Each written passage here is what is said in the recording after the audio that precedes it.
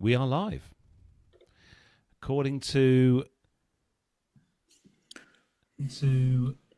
Oh, yeah, we're definitely live. Yeah, we're definitely live.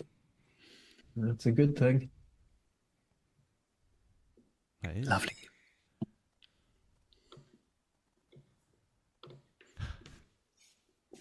I've just had a thought, well, I haven't loaded in, Nev. The clock. Yeah. My God. Dear. Always the way. Oh, dear. All the things. I was so prepared earlier. I was like, Nev, look, I've got everything ready. So good. Right, it's in. Don't panic, it's in. Just in time. Oh, I know.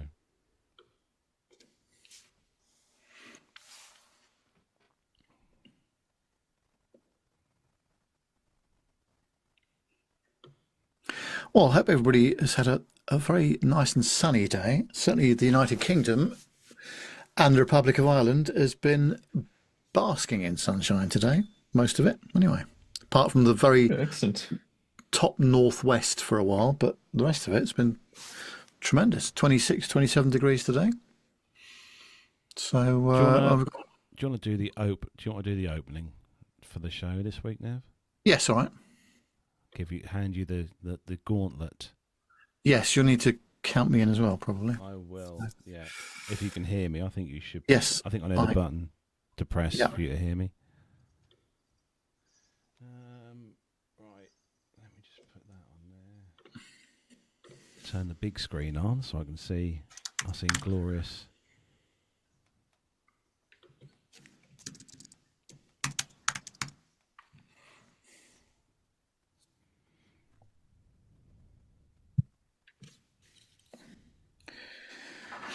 Put some reading glasses on as well. That's better. There we go. That's better. Oh, really embracing the retirement there, Nev. Yeah, Reading totally. glasses and all. Well, I have had them for a while, but you know. You should have seen him. You should have seen him this afternoon, John. He was absolutely. He was Mr. Retirement. 100% retirement man. The only thing that was missing, I think, this afternoon was like one of those wicker hats. You know, the kind of straw hats. Which with Nev's history of sun action is definitely needed. Well, yeah, quite. I do remember a certain Dubai air show. Yes. Yeah. Well, I've just got to look at the sun and I go bleached red, even no matter how much stuff I put on. But anyway. Right, you ready, Carlos? Yeah, I'm ready to hit the button. Good lad. 5 seconds. Go.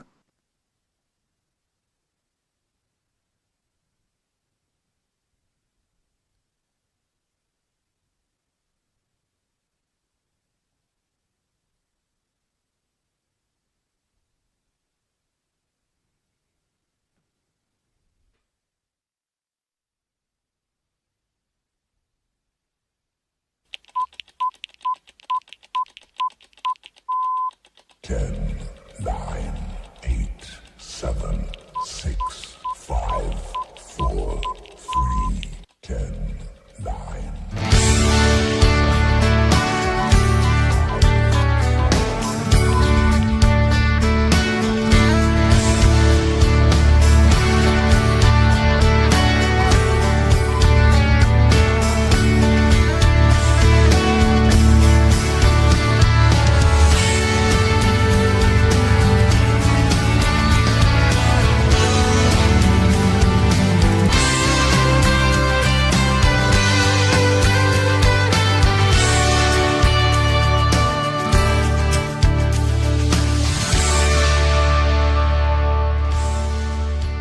Hello and welcome to episode 549 of the Plane Talking UK podcast. My name's Nev, and in this week's show, Ryanair winds up passengers with a cheeky message to favourite travellers amid bag measurement fury. common theme on that airline, I think. British Airways Boeing 787 has a window dimming failure on a 14-hour flight, and it's a very happy birthday to the A380 as Airbus celebrates 20 years of service of this amazing aircraft.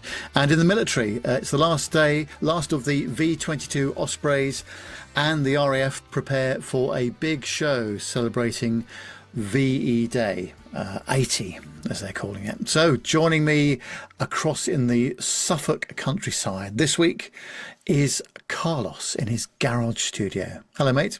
Hello, Nev. How are you? Not bad, thank you. Yeah, not bad. It's been a very good day today. The weather has been spectacular, isn't it? Really nice again. It has been quite nice, actually. Yeah, we've been blessed here in rural North, or rural Suffolk, I should say. We're on the Suffolk-Norfolk border. To have some rather nice weather gracing us. We hit 26 today, degrees Celsius, that is, for our US listeners, or for our UK listeners. But you're more inland than us, Nev, so you should have been basking in sweltering temperatures. Oh, it was, 26, 27 degrees for most of the day after about midday. And then Mrs. Nev and I went to Henley upon Thames in Oxfordshire, down by the river. And you might even have a picture, possibly, of that. Yeah, I sent have. over earlier. And, bear with me. It was a beautiful day and not too busy either, which is the nice thing about going to those places not at weekends. So, it was a really nice 3 or 4 hours down there. I took a picnic, lunch. Looks nice. And if anyone's familiar with Henley, that's what it looks like if you're looking at this on YouTube. And it was really, really nice. So fantastic. And we're just getting ready for a new ensuite bathroom. So there's lots of deliveries going on at the house and what have you. So yes, a hectic few days, to say the least. But how have you been? What have we been up to this week? Not a lot this week, Nev. The usual kind of work stuff as it is. It's one of those times where it used to be freezing cold when you get in the office in the morning. Now it's nice and warm and you don't have to have the heating on, especially. But it's funny because in the warehouse, Nev, as you probably know yourself, when you go into the big warehouse, it's always cold in there. Regardless of what it's like outside, it's always chilly inside the main warehouse. But it's been a busy week. We've got lots of big jobs going on at work. And obviously we are in the midst of moving as well, which is moving along. This sounds weird. Someone said to me at work today, why do you want it to go slow? Well, I want it to go slow because obviously we're off back to Malta in June. So if we can move when we come back from Malta, that would work better for us. But looking forward to a week away on the sunny island that is, Nev.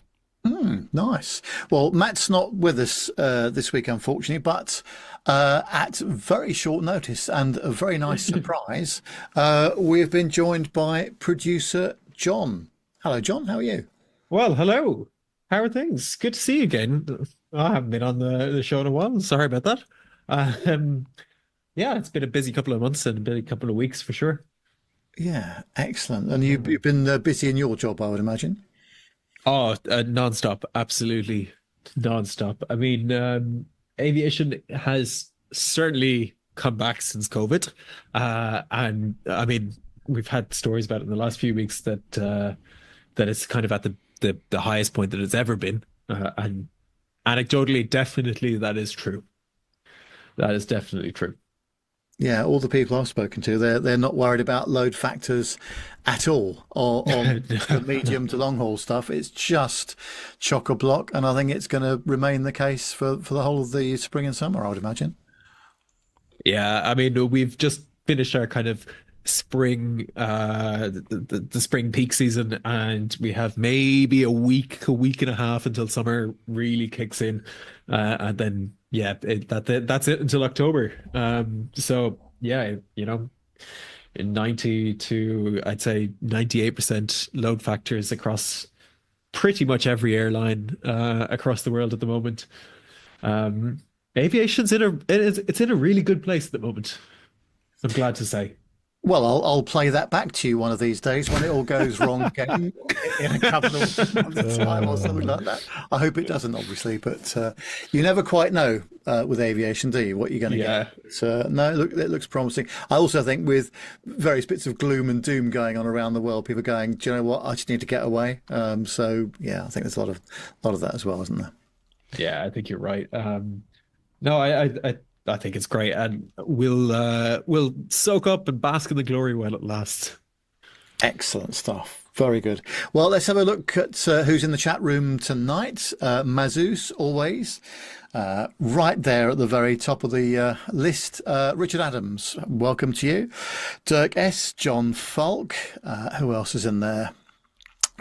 Bill's in there. Bill Aronek from Canada. Jonathan Warren is in there. A bit early for you, Jonathan. There's no military until normally after 8 o'clock. So, hope that's okay with you. Masha's in there as well. Hello, Masha. Hope everything's okay with you. Richard Flagg's in there as well. Again, we keep saying it every week. How much more content has this fellow got? It's just unbelievable, the stuff he comes out with showing us around the UK former airfields. Just incredible stuff. Really good.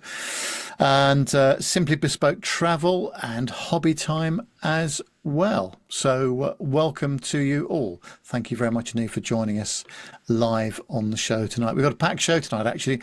Lots of stuff to put in, lots of news, lots of commercial news. So, Carlos, if you are ready, hit the button. Yes, I will hit the button right now, Nev. Are you ready? Yes. Turn on the seatbelt light. Please take your seats and fasten your seatbelts.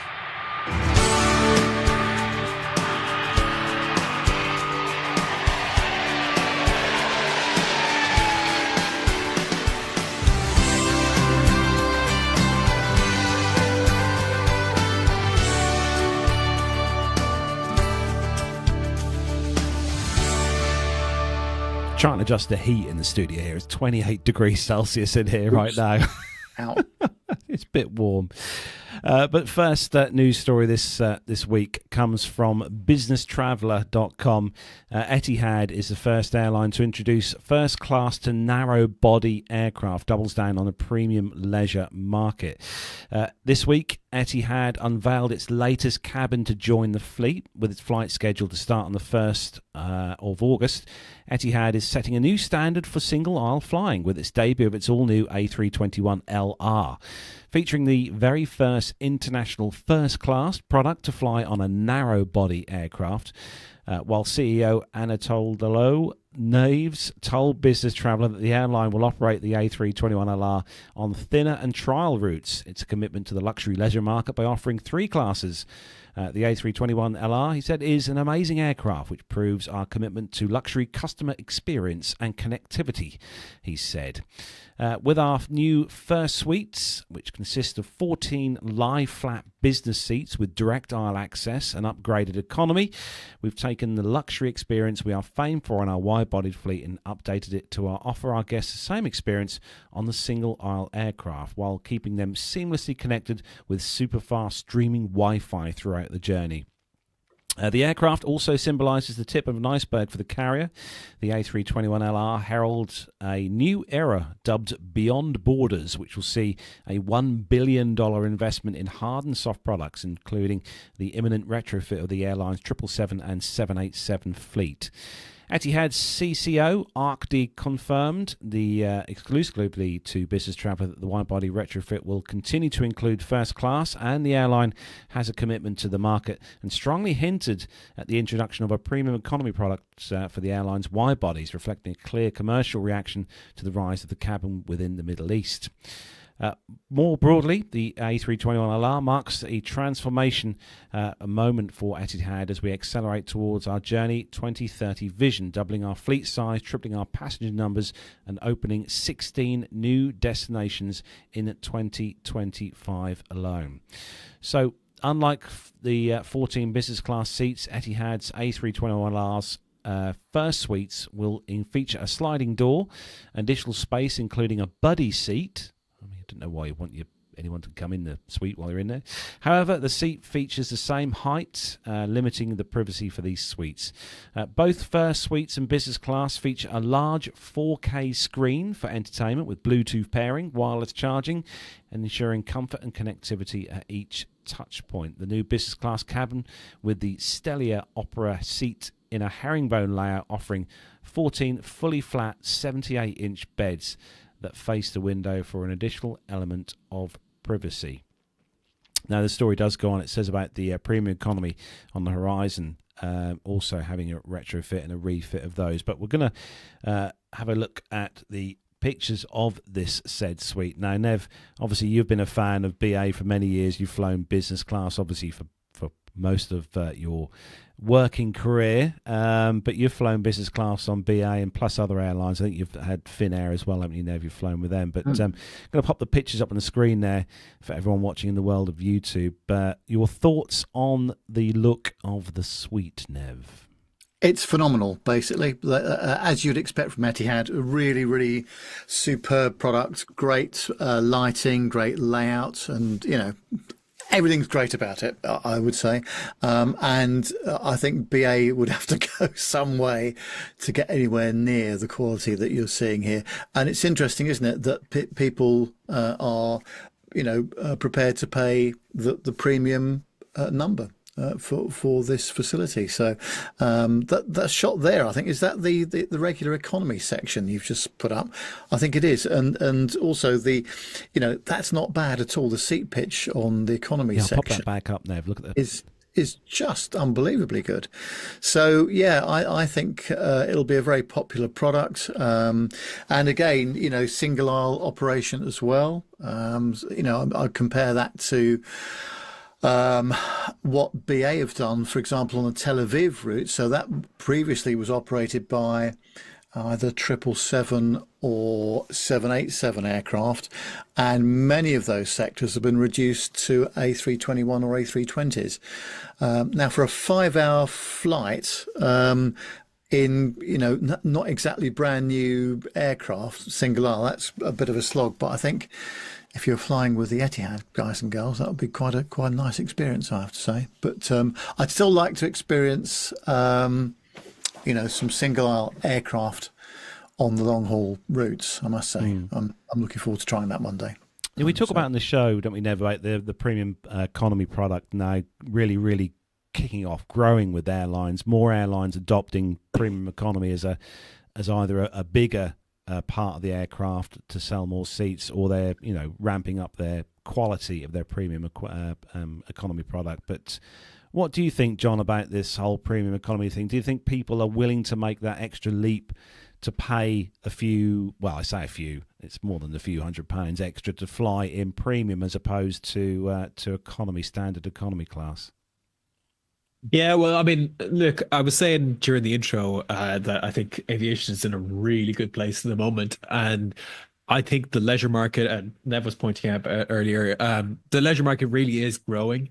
And I think premium economy is coming really to the forefront. I think business class, there's not many carriers offering first class. And I think that's something exceptional that Etihad has done with putting it first class onto a narrow body. That's out of this world. That is crazy. But in general, there really aren't that many carriers with first class. You've got ANA and JAL, you've got Singapore, you've got Emirates, Etihad, and even Qatar don't have a first class anymore. There's a few of the American carriers, but by and large, people have kind of gone to business class as their top tier of cabin, and there is a market for something in between business class and economy. And I think that you're going to see more and more airlines develop premium economy as the new kind of business class. It is more cost efficient for the airline to develop premium economy versus a full lie flat suite business kind of thing. And I think it makes a lot of money. What about you, Nev? Would you try rather than flying business class, like you've done with BA all the years? Would you sort of have a go at trying out some of the premium economy kind of seats on other airlines now? Oh yeah, no, definitely, and I've done that in on Finnair before, and some others as well. I think was it Emirates 777? I flew premium economy at one point. I can't remember, but yeah, I mean, there's that class of cabin is reasonably affordable for those people that are doing that kind of journey, I would imagine, and they are prepared to pay the extra to do it. But the uplift in quality is incredible from the economy class side of things, whether it's the meals or the cabin layout or how many seats you've got in that section. My only concern is that will become so popular that they'll end up having to increase the premium economy section so that it's larger Less than it premium. currently is. And so, yeah, it's not quite as exclusive perhaps, but for the moment, when you've got 20 or 30 seats or maybe less than that in the premium economy section, it's pretty nice, yeah. Yeah. Yeah, I'd agree with that. I mean, I went across the Atlantic with Delta's premium economy, or I can't remember what it's called now, but yeah, it was much more comfortable. You have space to kind of stretch out. You've got space to sit and move about in your seat, and you feel like it's a little bit more, not private, but a little bit more exclusive, and it's just a more comfortable way to travel, and especially when you're doing distances that cover multiple time zones. It definitely helps with the jet lag too. So, sticking with you, John, obviously staying with, premium economy, not quite so premium. This story from the UK. Right, well, we're going from the sun.ie, so it's going to be a reputable source here. Ryanair winds up passengers with cheeky message to favorite travelers amid bag measurement fury. So they've posted on their social media sharing a cheeky message to who they call their favorite passengers. In the post, the team wrote, "Good morning to the passengers who understand bag measurements. You're our favorite." I think it's safe to say the comment section wasn't very happy with the joke. There's a lot of people complaining about it, and a spokesperson outlined the rules that you need to know regarding baggage. And basically, it said it must fully fit inside the sizer with no handles or straps sticking out, even if it's just a little bit. Yeah, and then Ryanair have really been kicking up a lot of fuss in the last couple of weeks with the baggage sizers and how strict they've been taking it. I mean, they were a couple of years ago kind of having that slogan, always getting better, but it's kind of seemed to gone in reverse, and they've reverted back to their, I don't know, strict no person spared kind of attitude, and if you bring a cabin bag that's bigger than, what does it say here, 55 by 40 by 20 centimeters, you're going to be charged €60, which is, a fair bit when you're not really expecting it, and when the ticket itself only costs what, €10? €34.99. Yeah, exactly. Yeah. Yeah, I think they're really they're really aggravating passengers at the moment. But you know what? As O'Leary says, people are just going to fly with them because they're the only people connecting a lot of destinations in Europe. Again, if you're paying €35 for your trip abroad, that's a lot less than most people will spend in the pub in a sitting. These rules and stuff have been around for a long while now. The case size rules with airlines, TUI are the same, Ryanair, EasyJet, BA, they all have their rules and regs for the size of hand luggage cases you take on board. And I fly Ryanair more regular than not. Twice this year, in fact, both off to Dublin. But even me, I still, when I get the hand luggage case out from the loft, I still always just double check. I check. I don't know why, because I know it's the same size. The case is not decreased in size or increased in size since I brought it.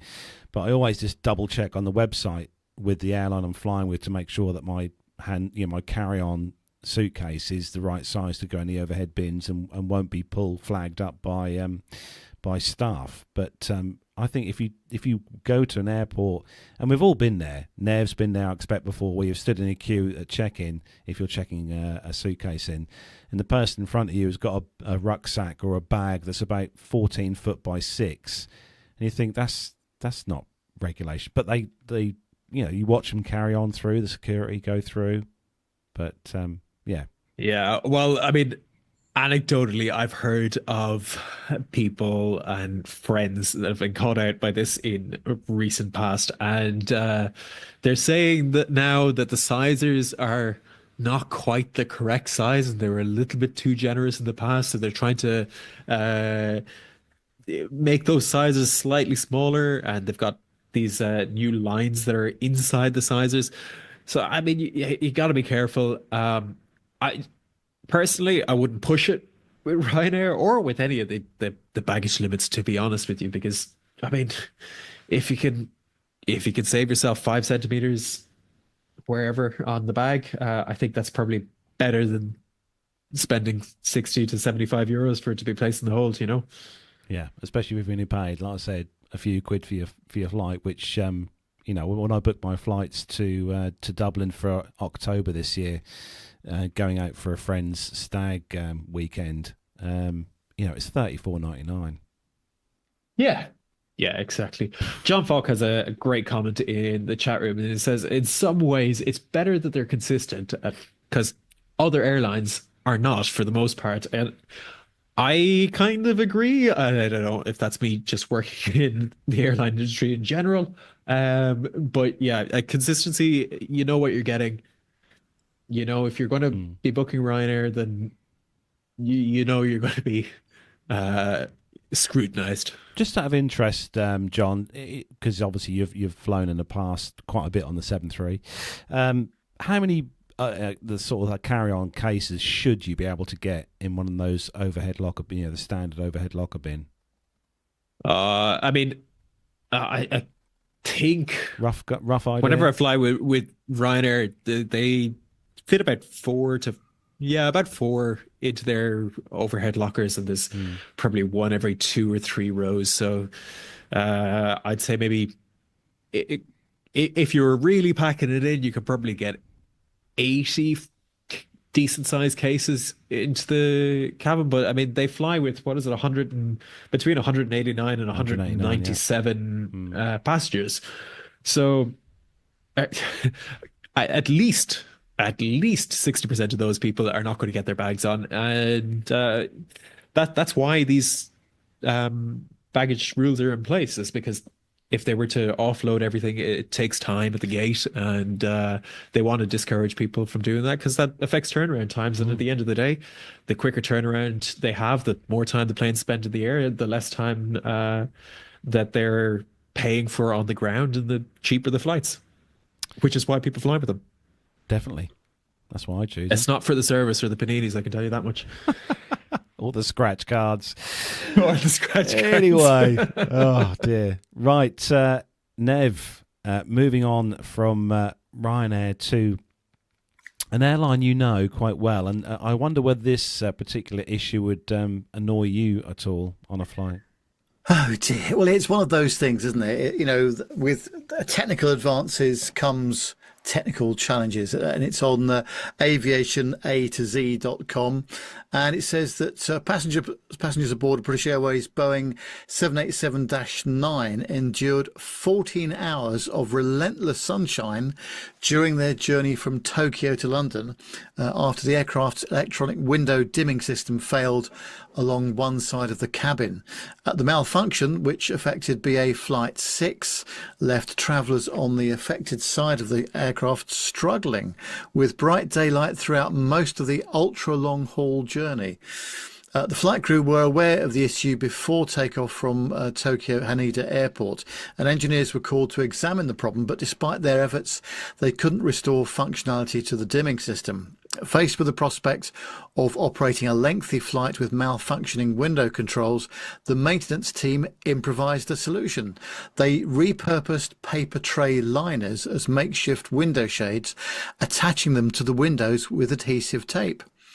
The passenger reported that the improvised covers proved insufficient, forcing one of the ladies to supplement the covering with her safety information card in a desperate attempt to block more light and get some rest during the journey. BA Flight 6 typically departs Tokyo at around about 1 p.m. daily, and the eastbound route takes the aircraft across the Pacific Ocean, over Canada and across the Atlantic before reaching London.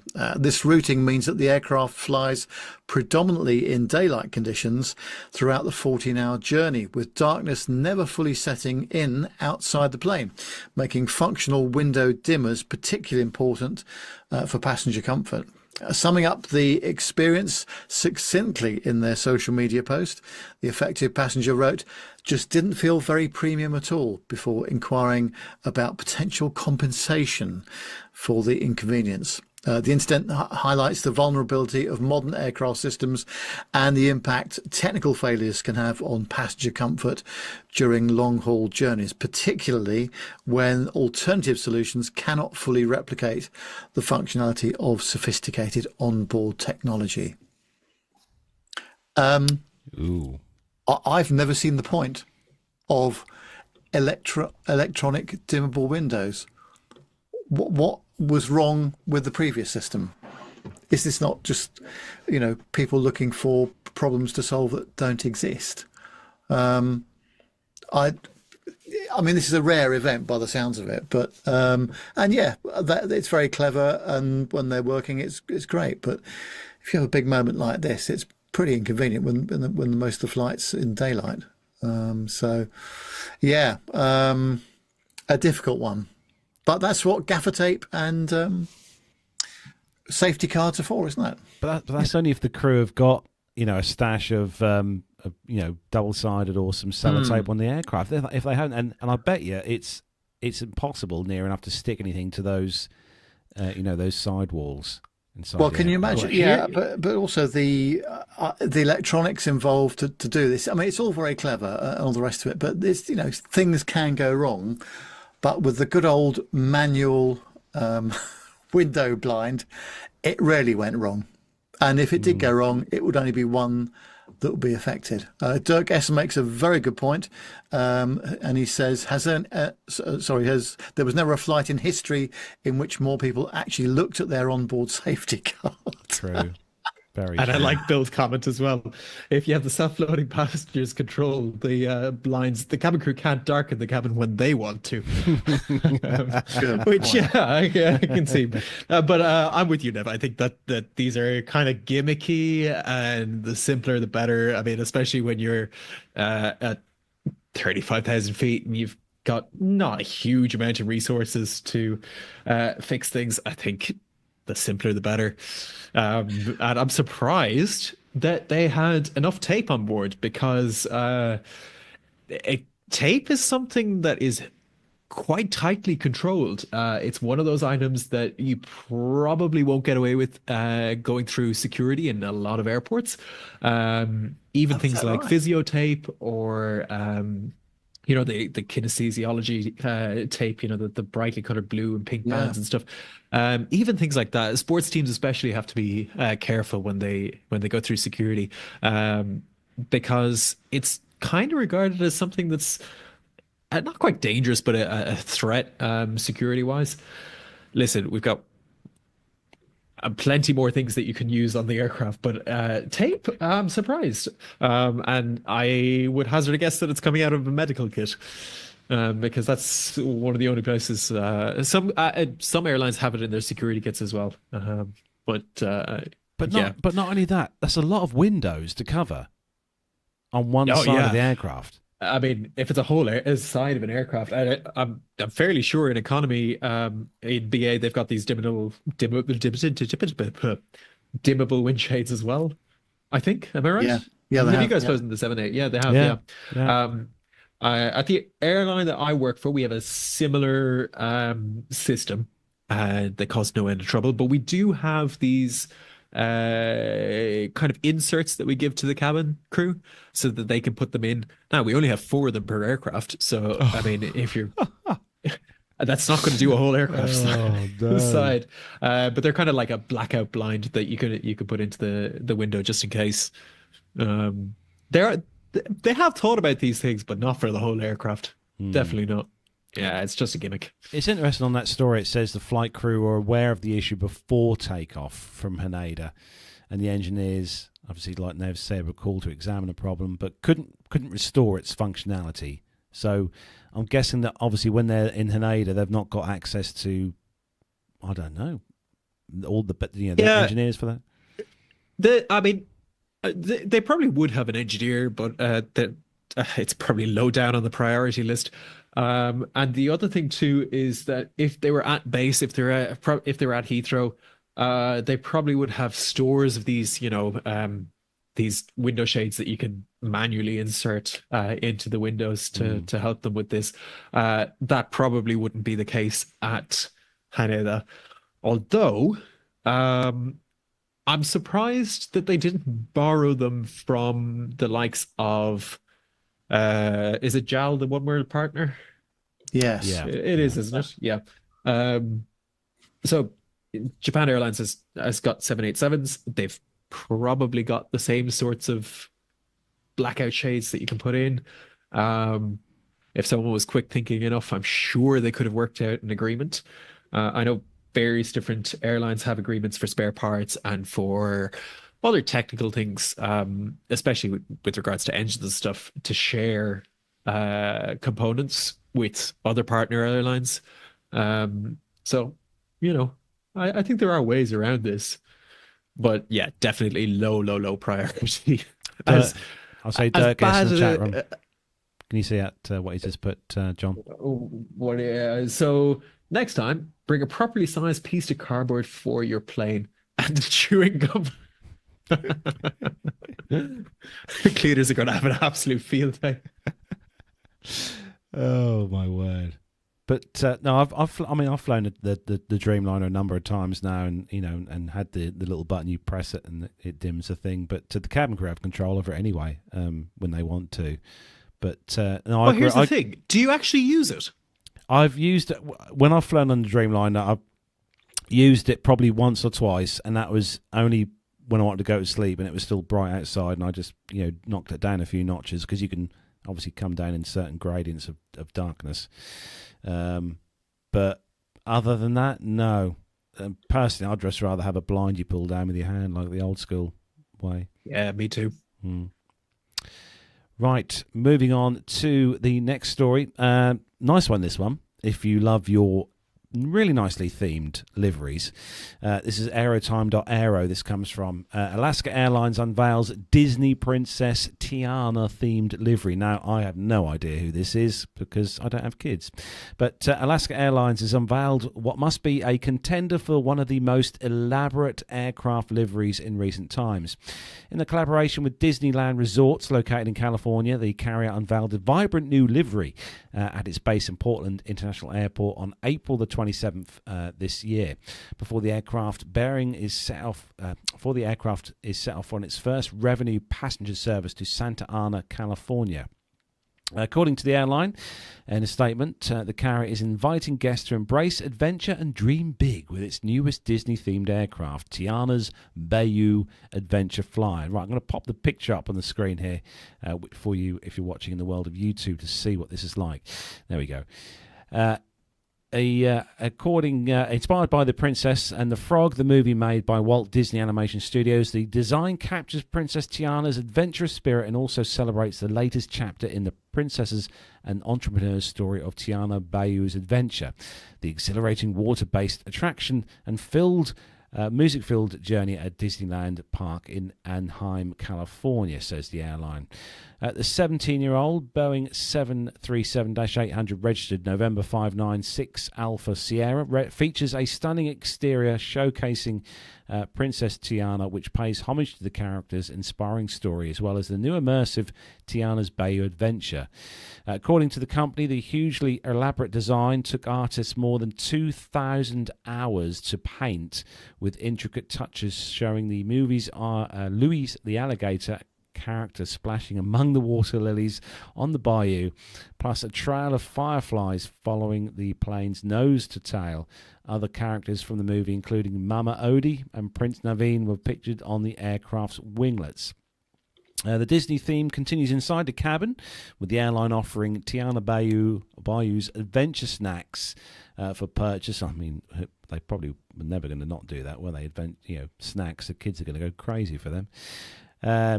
Every journey should be as magical as its destination, they said. Tiana's Bayou Adventure Flyer brings that wonder to the skies in a way that perfectly complements our commitment to creating remarkable journeys, said Eric Edge, Vice President of Brand Marketing at Alaska Airlines.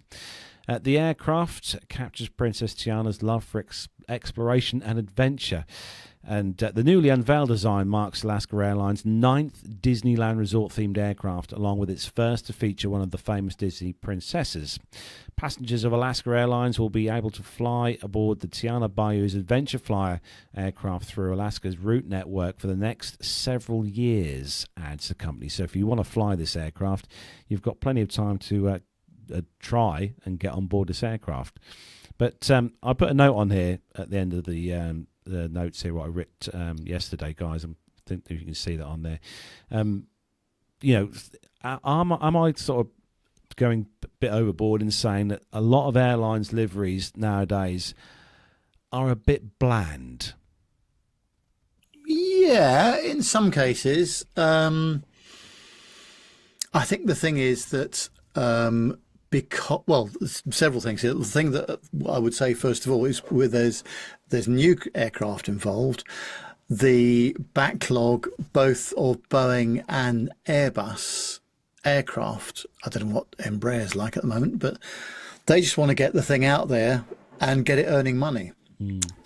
And spending not necessarily the money, but the time to do these really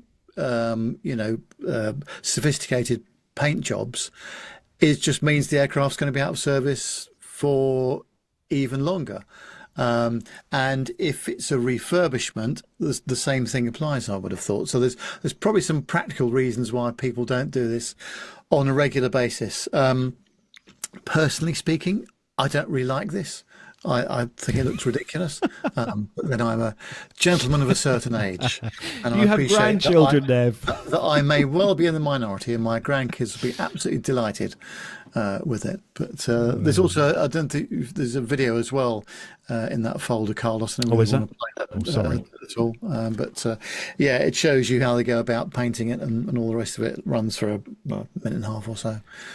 I don't know if you've got it in there. I will try and grab that now. What about your thoughts, John, on this? Obviously, the airline that you work for has quite a nice livery, in my view. What do you think?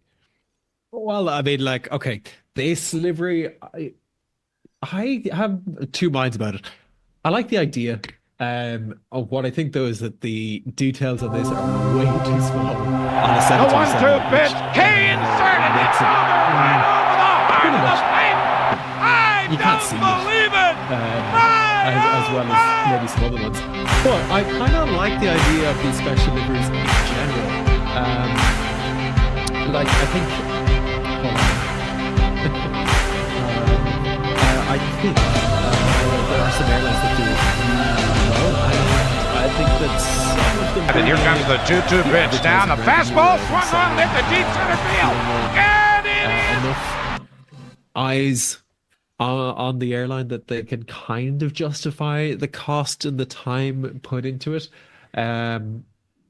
I think our opinion is also kind of skewed because I think for us as av geeks and plane spotters, and I think we like seeing these very unique liveries on aircraft. I mean, I think one of my favorite ones was it was the Russian airline Transaero, who had the tiger on the front of their 747s.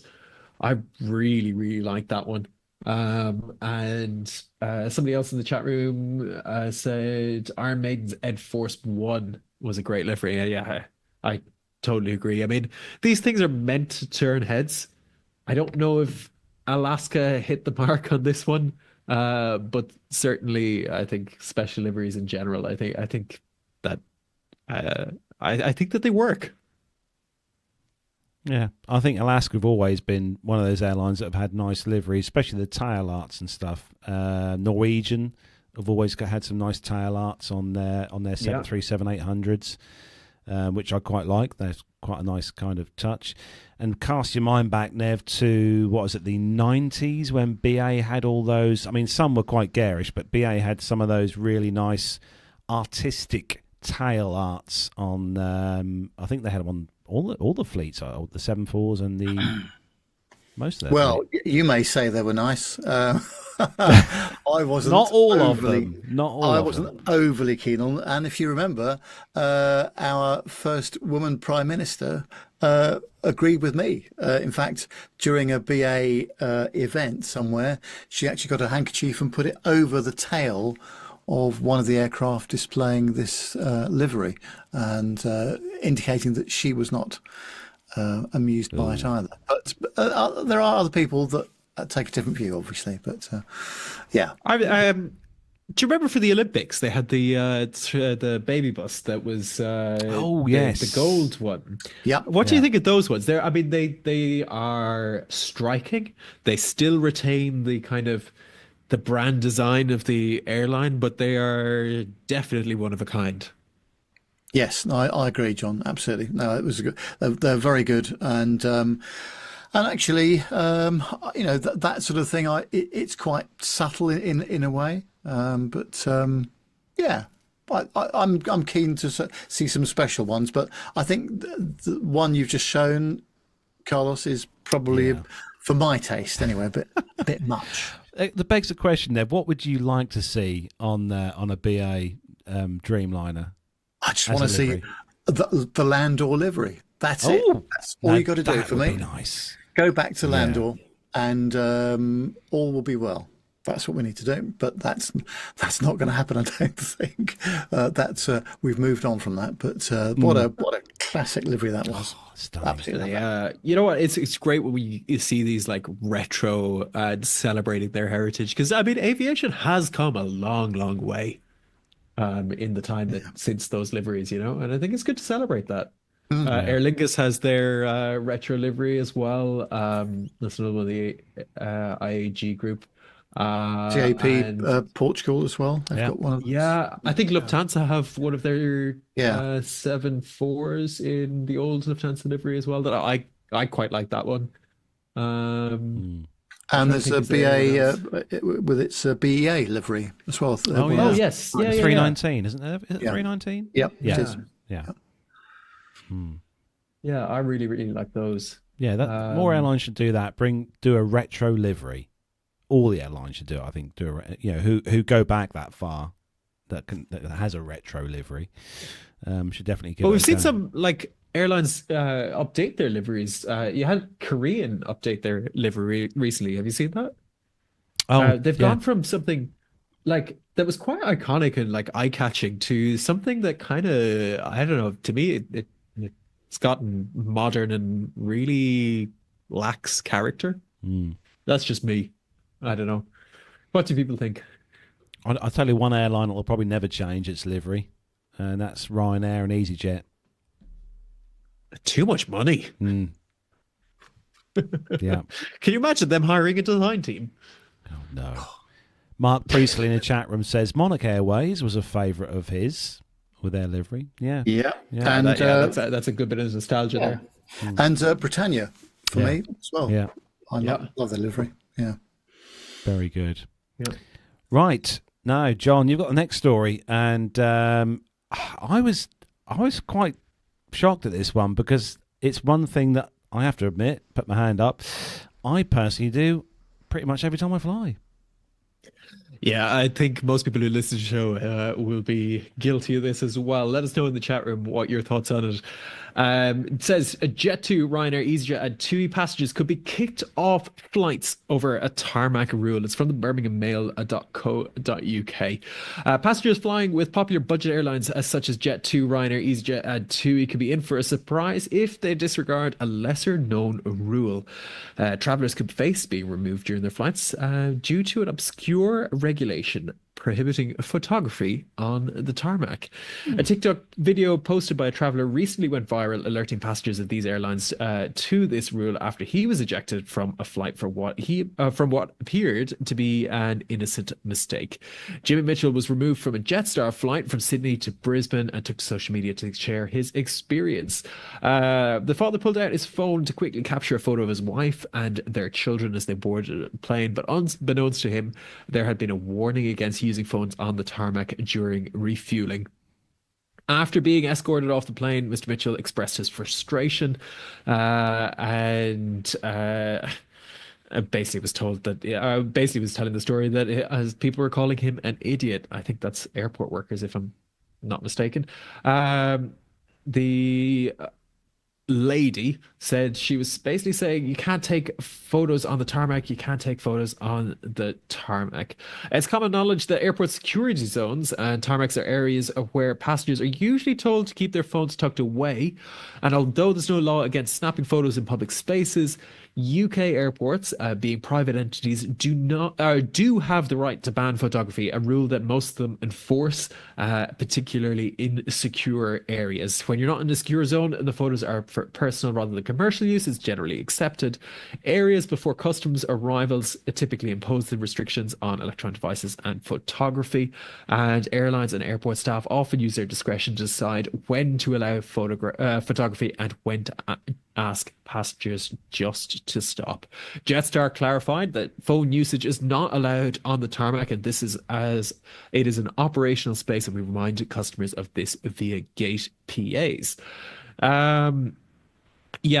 So it's pretty common around the world that most airports have bylaws, similar to a lot of public parks, similar to a lot of kind of public spaces that are open to the public. They have rules that are kind of enforced, but enforced loosely, and the rules are written somewhere.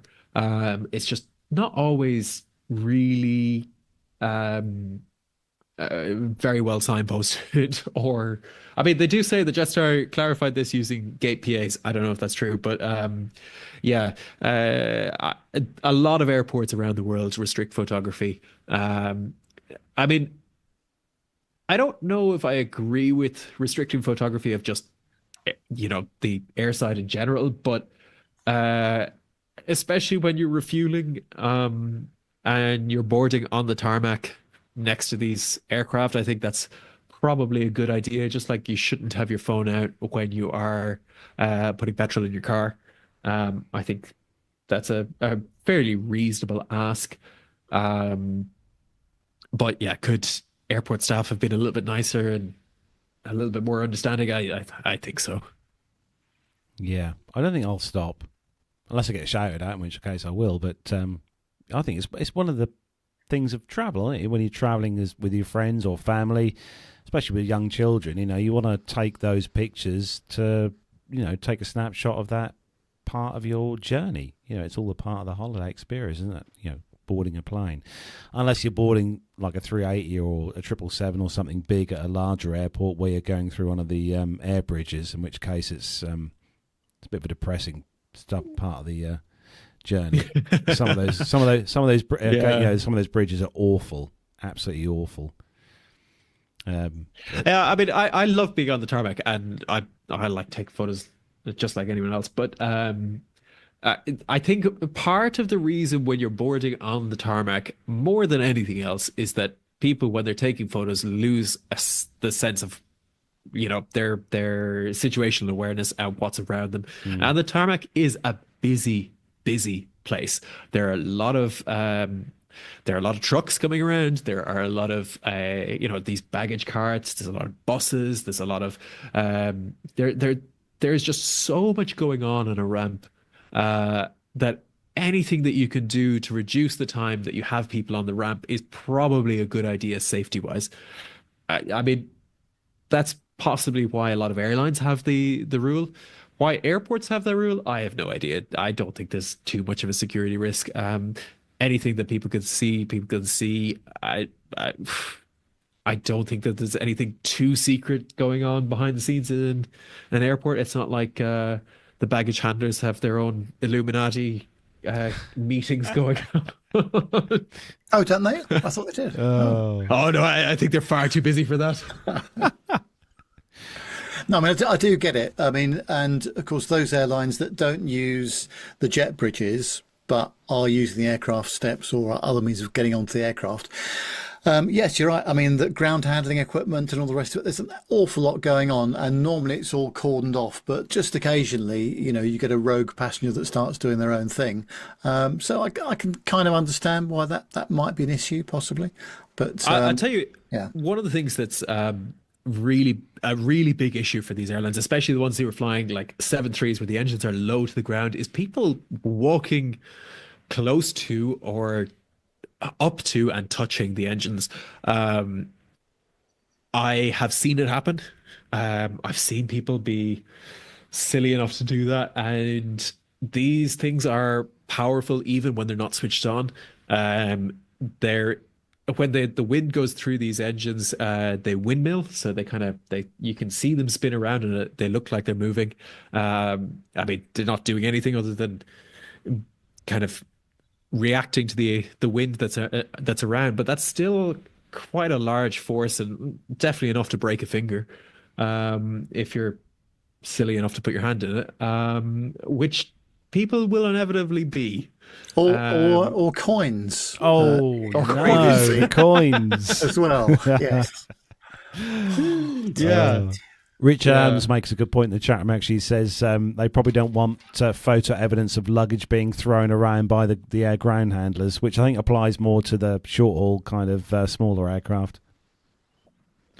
Yeah. No comment. No, not going to say anything more.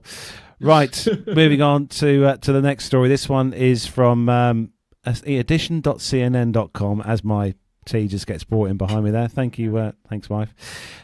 Airbus will buy Spirit Aerosystems and US and UK assets as it carves up the supplier with Boeing.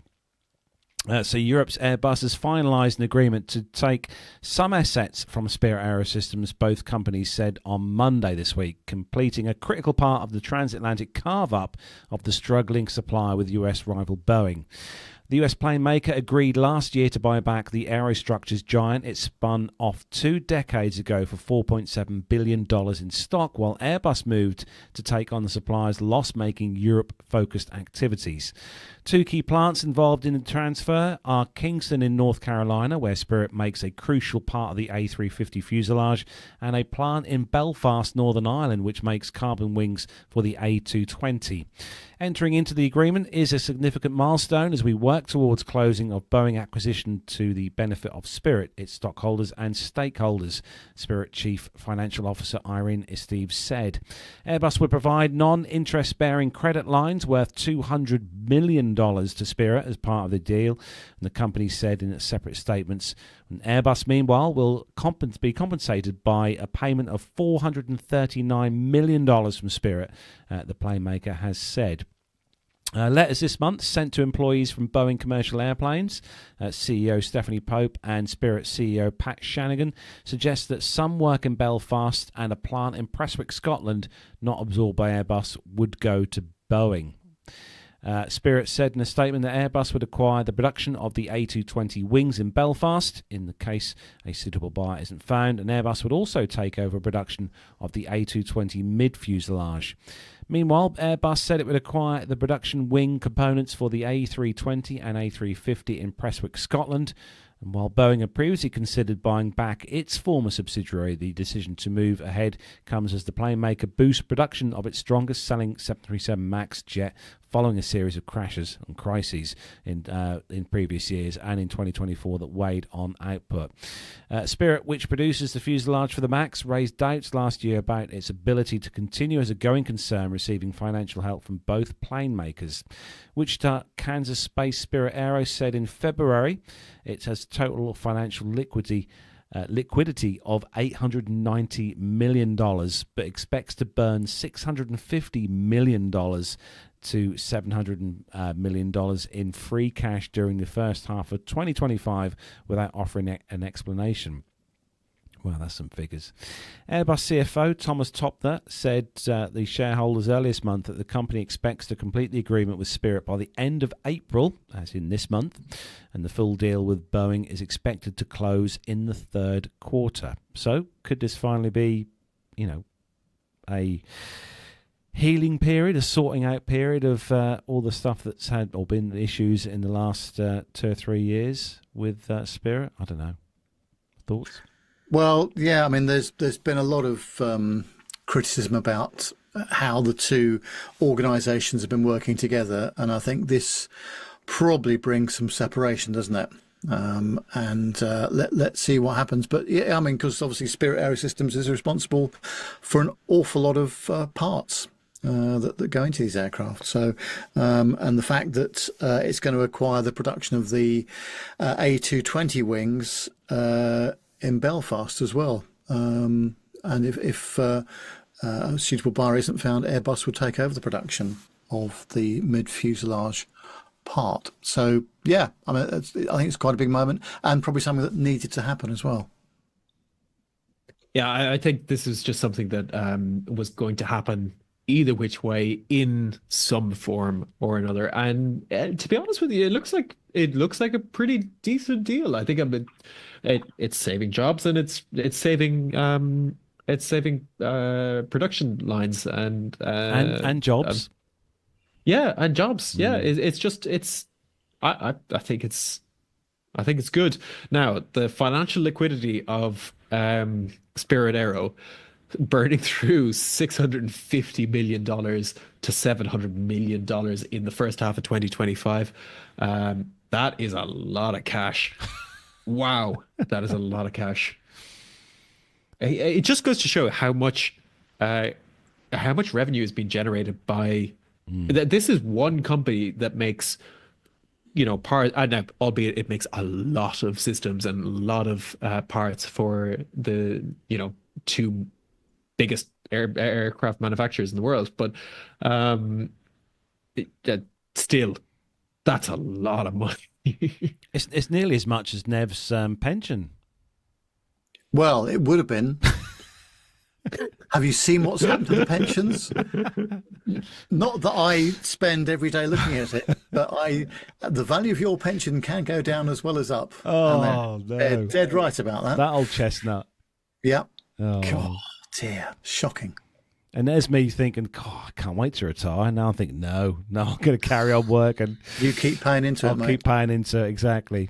Yeah. Right, Nev, you've got the next one, and we've covered this story a few times on the show. It keeps coming in, going away, coming back, being, but it seems like it's back again.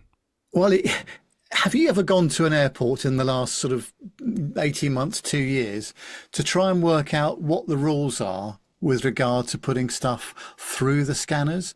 Do you take the liquids out? Do you take your laptop out? It goes on and on and on. And if you go to Schiphol Airport and you do the wrong thing, as I did probably on 2 occasions, you get shouted at by the operatives. Well, that's not very friendly either.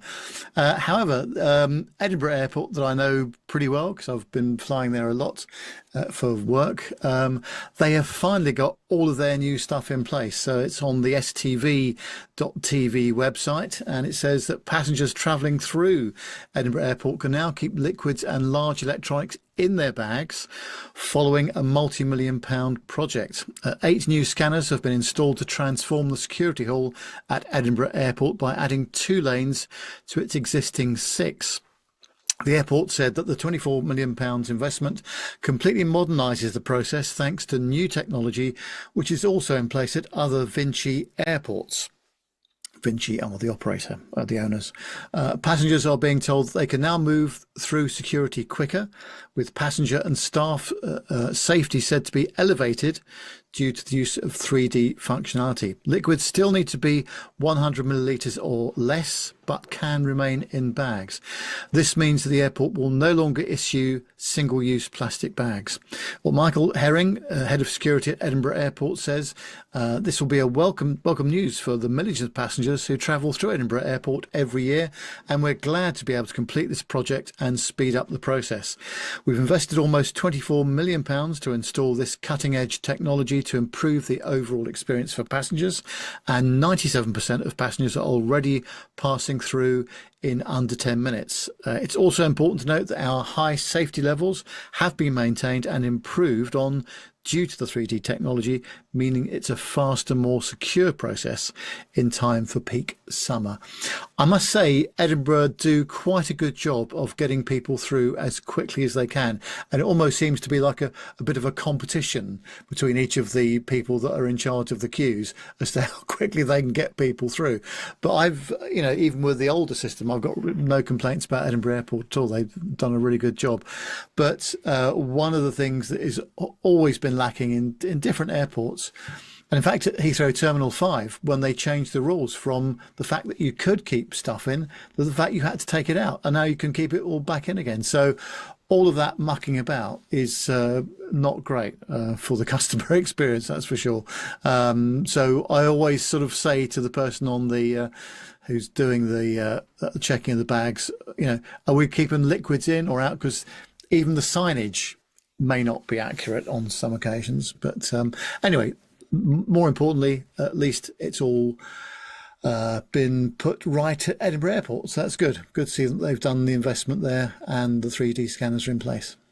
What are your thoughts on this, John, in regards to the liquids kind of thing? I wonder how much faster these 3D scanners are. I don't know if they are or not. I think the biggest investment, and I think the best investment, is adding the 2 lanes, personally. I think that's huge, and I think if they can hire more staff and they can get people through where staff are less stressed and less put under pressure to get people through, I think that's better for the passenger experience. Now, is it a benefit? Yes, absolutely. I mean, I think it does improve the security functionality. But yeah, I mean, it's hard to know these days where you're taking things out and putting things in, and yeah, it's not easy. Now, Vinci airports I've been looking this up. They have a network of 65 airports across 12 different countries: France, Portugal, Brazil, United States, Cambodia, Japan, Dominican Republic, Chile, Serbia, United Kingdom, and Costa Rica. So they do airports including Belfast, Gatwick, Lyon, Osaka, Japan. They do where else? Portugal, most of Portugal's airports apparently. Let's see, Phnom Penh in Cambodia. There's a whole load in Brazil. São Vicente. Let's see, can I see any other ones? Yeah, there's a whole load of France as well. I mean, if they're going to implement this throughout all of those airports, I think this is great. I mean, having more airports align internationally with the same sort of restrictions is good. It can only be a good thing for the passengers. It's going to be terrible for the staff, though. For the security having staff. To commute from Brazil to Edinburgh, is it? No, I mean for the staff that work in the airports that have these scanners that obviously because before you've taken through your brand new bottle of Chanel No. 5 that was sort of £7,000, but we have to confiscate that now. So imagine all the bottles of perfume and brand new bottles of deodorant and all the stuff that won't end up in the green bin behind them and end up in the staff raffle at Christmas. Oh, I see. Yeah. Do you think they take them home? I don't know. We need to get I somebody absolutely who works in security 100% to spill the believe. tea. There is no way they throw away all those perfumes and deodorants and stuff. They all have a very, very good Christmas raffle or Easter raffle, or each year. I think so. Anyway. Listen, if you're listening to the podcast and you are someone who works in airport security, please let us know, because we don't even have to broadcast this, but No. I want to know this. Yeah. You can't tell me they don't bid him. When Nev's going through with his his 50 quid bottle of Brut, Paco Rabanne, I'll have you know. or he's forgot to take out his big Old Spice. magnum of champagne that he has in his hand luggage bag. Yeah. Now, actually, Jonathan Warner and John Falk in the chat room make a very good point, and I have seen this a lot at Schiphol, Terminal 5, Heathrow, and London City Airport. So you go, keep all your stuff in your bag. It goes through, and then it's pulled to one side for additional manual checking, and that happens a lot. So actually, in terms of time saving, that is not necessarily the case in all situations. In some situations it's okay, but the sensitivity of these scanners can vary, I think, and a lot of people end up spending longer in security because of the additional checks, the additional manual checks that the security staff end up carrying out. John, I wonder, is that a function of new technology and humans being trained to use new technology? I think I'm playing devil advocate here. I think you're right. In my experience, it's been the same as well. But I wonder, is that just because the security staff are learning how to read these new 3D pictures? Because before you had these 2D images, and you looked through various different layers of these 2D images, and now with it being 3D, spatial reasoning in your brain is a whole different skill set. I wonder if that's the case. I don't know. Do you want to take Richard Adams' comment in the chat room, John? I think you might be able to answer that one. I always found it strange that Dubai confiscated all alcohol from my transit flight, but had the most enormous duty free in departures. Well, yeah, that is interesting. I can definitely say from transit procedures, you probably need to have it in a particular type of bag that has the security seals on them. They're these red and clear plastic bags. I don't exactly know how they work, but I know if you are transiting, you do need to have these bags, and you need to have any liquids over and above the restrictions in those bags. Is that the one, the sticker security seal, like a red tape they have across the... Yeah. And it also depends where you're coming from and where you're going to, because not all countries accept duty free from every other country. I think from going to Australia, maybe it is, there's a check, and there's over a certain amount of liquids can't be brought in. I'm not entirely sure. You definitely need to have receipts for any liquids that you have going into Australia. That is for sure. So that might be part of it. He said he's coming from Australia. Yeah, I'm not entirely sure exactly why that was, but there are some weird rules for sure.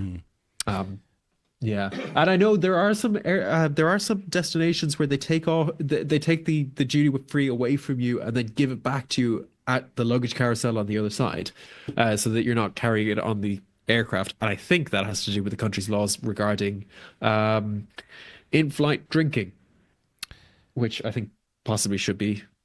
Jonathan Warner makes a very good comment in the chat room, and I've seen this before. not just at air shows, but also at music festivals. Jonathan Warner says at Barksdale Air Show they were taking away aerosol sun creams, only to then sell the same aerosol sun cream for $10 once you were inside. Money making scandals. Oh, honestly. Yeah. Right. Moving on to the next story, and John, you've got this one, and it's I can't believe it's 20 years. I might say it seems like 5 minutes ago, but and they're already scrapping these things already. But yeah, the A380. Yeah, it's mental, isn't it? What do we think about the A380? Right, it is from airtime.aero, and it says, "Happy birthday, A380. Airbus celebrates 20 years of its Super Jumbo. On April 27th, Airbus marked 20 years since the first flight of its A380 Super Jumbo commercial passenger aircraft. Although production of the behemoth ended in 2021, there are still around 180 active aircraft in airline service out of the 251 airframes that... What? Oh, really? Only 180 out of 251? That's kind of staggering, isn't it? Considering they're only 20 years since the first one was produced. Wow. Okay. Speaking of wow, Foxtrot Whiskey Oscar Whiskey embarked on its maiden flight, with the event making headlines around the globe on 10:30 on April 27th, 2005. That was MSN 001. Behind the aircraft's enduring appeal lies a catalogue of innovation that continues to influence airliner design, adds the company, Airbus. For example, A380 represented the first time engineers used a full digital mock-up to design an aircraft, setting a precedent. The A380 incorporated components made from carbon fiber reinforced plastic, opening the way for their large-scale adoption, later introduced on A350, which is Airbus's new flagship. And while the A380 suffered heavily during the COVID pandemic, with several leading airlines permanently withdrawing the type from service, including Air France, Thai Airways, and Malaysia Airlines. Others returned the aircraft to service from storage, with Emirates in Dubai being the world's leading operator of the type, with 93 of its 113 aircraft flying regularly. Indeed, we have Global Airlines in the UK that is proposing to launch regular transatlantic. Sorry, I don't know if I can read that without laughing. That shows my stance on that. Launch regular transatlantic passenger flights with the type at some point in the future. Now, over 380 patents, that number being purely coincidental, were registered during the aircraft's design, and they range from a noise-reducing acoustic paneling in the passenger cabin to weight-saving, safety-improving hydraulic systems, and both went on to become the norm in other aircraft, such as the A350. The A350's Trent XWB engine even flew for the first time under the wing of an A380. Yeah, I mean, wow. It's hard to believe that it's been 20 years, because we haven't really seen a radical step up in design in aircraft manufacturing since the A380, really. I mean, okay, the 350 was a big step up, but it's still, somewhat 330 based. And we have had the 78 since then, and that wasn't particularly radical other than its use of carbon fiber. And we have, what else? We have the 777X, which hasn't even come out yet, really. We've before this, we had some really game-changing aircraft. And we haven't had one since the A380. So I think in our minds, it feels a lot less than 20 years. Mark Priestley is asking, why did it only have two reverse thrusters, and did it really need them? Go on then, Carlos. I only know this because I saw it on a documentary series I was watching. It was the reason it only had 2 thrust reversers on the inboard engines, so engine 2 and 3, I think it is because a lot of the runways and taxiways that the 380 uses are not wide enough. So where the outboard engines hang, they would hang over the grass or the whatever material is on the sides of the taxi or runways. So obviously, if you're engaging thrust reversers when you're landing an aircraft and your outboard engines are overhanging grass, then those engines are going to suck probably a phenomenal amount of grass into them and whatever else is growing or living or standing up on the grass. That's what I know anyway from watching that documentary series on this. There is an alternative answer to that as well, in that I had heard that Airbus were saying our carbon brakes are so good we don't even need reversers. But then the regulator sort of stepped in and said, well, we think you do. So they kind of met halfway, as it were. So those are the 2 stories I've heard, the one you just mentioned and the one I've just said as well. So, you can imagine if there was reverse available on engines 1 and 4, that would do a lot of grass cutting, wouldn't it? Yeah, John Falk makes a good point there. Actually, is it the same on take? I think it was mainly for when they first were introduced into service, when the runways were. I don't know. It's not so much the runways. I think it's the taxiways. To be able to accommodate a 380, airports need to be really, really over-engineered. From the width of the taxiways and the width of the gates, right through to the weight or the weight that the concrete can bear, or the tarmac, or whatever surface, the asphalt, whatever surface that you have. The airports. There's not a lot of airports that can take them, and still not a lot of airports that can take them. So, they are big beasts. I will say they are nice as a passenger. Like, they really are. They're quiet. They're very stable. When you put a wing of that size into the air, it's not going to be thrown around by turbulence as much as it is if you're flying on an A318. I mean, even just the horizontal stabilizers, those on the A380 are as large as the wings on the A320.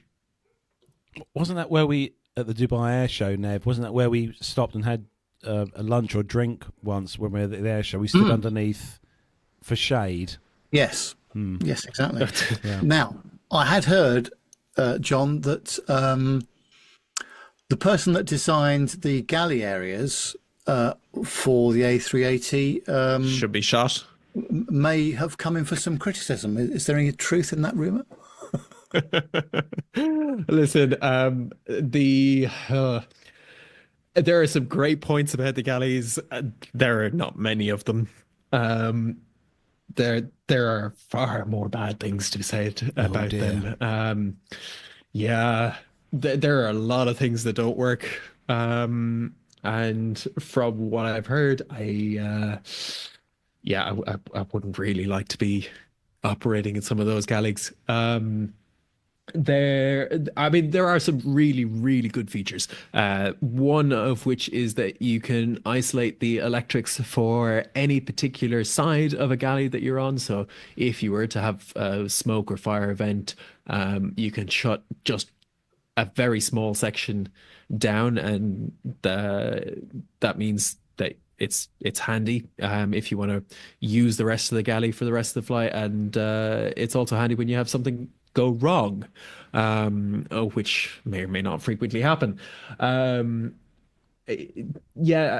are a lot of things within the communication designs within the aircraft that have a lot left to be desired. But the other thing too is that it is a massive aircraft. You're putting upwards of 20 crew. These things, I think you can do them minimum 19 crew, with some ways that some airlines have them configured, but that is at an absolute minimum. You can't get into very many places without 19 crew or greater. So, some airlines are running close to 35 crew on the A380s. No matter what way you look at it, you're going to have issues. An aircraft that large, it's the same on a cruise ship. You have what, 2,500 staff on a cruise ship, and there is absolutely no way that you can get it perfect for every single crew member. Is it just a case that they've tried to cram too much into a small galley area with the 380, John? I mean, that's a function of the airline for sure. But there are some fundamental structural issues with some of the galleys. A lot of the plumbing is connected in ways that are unintuitive. This is the galley plumbing and the air vents that run to places that may not be desirable. Let's just leave it at that. There are a lot of issues with how some of the galleys are lit and how they use their electrics. It gets very, very nerdy. But yeah, I mean, part of it is how airlines choose to fly these things. Because I mean, at the end of the day, airlines are money-making machines, or I mean, that's what they want to be. And the more passengers you can fit in, the better the more money you're going to make. And if you can get by with less space and less stuff in the galleys, you're going to make better profits. I think that's just the bottom line. Yeah. It's a big aircraft. It was designed by multiple teams. Interiors are done in Hamburg. The exteriors and all the plumbing are done in Toulouse. So you got to marry that up somehow, but you've got two completely separate teams working on it, or I mean, that's what they were working on. And you need to have a fairly on it team to bring all of that together. And again, it's just the scale of the project. Yeah, John Falk was saying, didn't they have metric versus imperial measurement issues? Yeah, in the galley. I don't know if it was quite metric, well, a metric versus imperial, but it definitely was that they were using two different design softwares, and that one of them had a different way of measuring. I don't know if it was metric versus imperial exactly, but yeah, there definitely was measurement issues between the two, and they ended up having to redesign the electrics almost from scratch, or definitely all the connectors. It is a remarkable piece of engineering, no matter what way you look at it. Of course, in seat 1A, you don't really worry about this, do you, Nev? Well, no, quite. I prefer to be on the top deck, though. 53A is my preferred seat. There you go. Nev, sticking with you, you've got the next story, and this Phenom 300. Yeah, it's on flightglobal.com, and US investigators believe that the pilot of an Embraer Phenom 300 did not de-ice the aircraft before it stalled, rolled to the left and crashed immediately after takeoff from Provo Municipal Airport in Utah. The pilot did not survive the accident, and the three passengers were injured, two of them seriously. Investigators stated that the Phenom, which registration N555 November Romeo, had been rolled out of a heated hangar and refueled on the 2nd of January 2023, but remained outside for about 40 minutes before takeoff. Water droplets had been visible on both wings, said the NTSB, and weather information for the airport showed a temperature of -1 degree Celsius. These conditions would have allowed ice accumulation on the upper surfaces of the wings, fuselage and tail surfaces in the time that the jet was outside. But at no time was the aircraft de-iced or given anti-icing treatment. The aircraft manager told the inquiry that the jet would typically be under pre-flight preparation inside the hangar, leaving only refueling to be performed before boarding. He stated that de-icing had only been needed twice in the previous 8 years, and whilst the pilot had mentioned de-icing on the day, no call was made to fixed-based operators requesting it. The Phenom was fitted with a wing and horizontal stabilizer anti-icing system activated by a 3-position wing stab switch near the lower right corner of the left-hand primary flight display. Flight recorder information indicates the switch was turned on about 9 minutes after engine start, whilst the pilot was running a checklist. As the switch was turned on, the pilot remarked, "We're going to get wing stab arm," followed by wing stab arm. We got that. The switch was then turned off with an audible click, and it was recorded as remaining off for the rest of the flight. Although investigators found the switch in the on position in the wreckage, the inquiry believes that this resulted from the accident sequence. The switch panel has separated from other cockpit instruments. It could not be determined why the wing stab ice protection switch was turned off, said the inquiry. As the Phenom lifted off from runway 13, it immediately rolled to the left, reaching a maximum altitude of just 14 feet, and its stall warning activated. The aircraft banked 60 degrees to the left, its wings climbing little, if at all, said the inquiry. It struck the runway surface with scrape marks observed arcing to the left edge about 3,126 feet from the approach end. The jet ultimately crashed 100 feet off the left edge, losing its wings and engines in the impact. Failure to de-ice the aircraft, the investigation concludes, led to departure with an ice-contaminated wing and the subsequent stall. Gosh, there's a lot to take in there. I don't know if folks remember going back to 1982 with Air Florida Flight 90, which was a Boeing 737-200 that ended up crashing in the Potomac River just after takeoff from Washington. Different situation because there had been some de-icing on board. But I remember vividly one of the air investigating bodies who worked, or people that work for the NTSB at the time, saying, if you don't take off with a clean wing, you're probably going to die. And I think that was the most radical and chilling statement of that investigation. And obviously, sadly, the same's happened in this instance too. Yeah, I remember that watching that air crash investigation series on that, Nev. It's been documented, or documentaries a few on or a few times on TV with programs. But yeah, I can still remember that particular incident happening, and that was at night. I think it was at night time that took off as well, so it was dark as well. And not only did they obviously crash into the Potomac as well, I think they hit a few cars on a road at the bridge. Yeah. Terrible. Remember, de-ice. That is the way forward. Going to go with the last story tonight in the commercial news. This is from Aviation 2Z or 2Z.com. And we have a story similar to this a few weeks ago, Nev, with arguments and stuff going on. Yes, we did. American Airlines 737 pilot and Washington ATC involved in heated argument. So on the 26th of April, it's only a few days ago, American Airlines Flight 1629, operated by a 737-800 from Dallas, landed at Washington National Airport, where the pilot allegedly failed to follow taxiing instructions. What began as a routine arrival quickly escalated when the pilot engaged in a heated verbal exchange with ATC following their directions. The confrontation created a temporary disruption on the ground at DCA.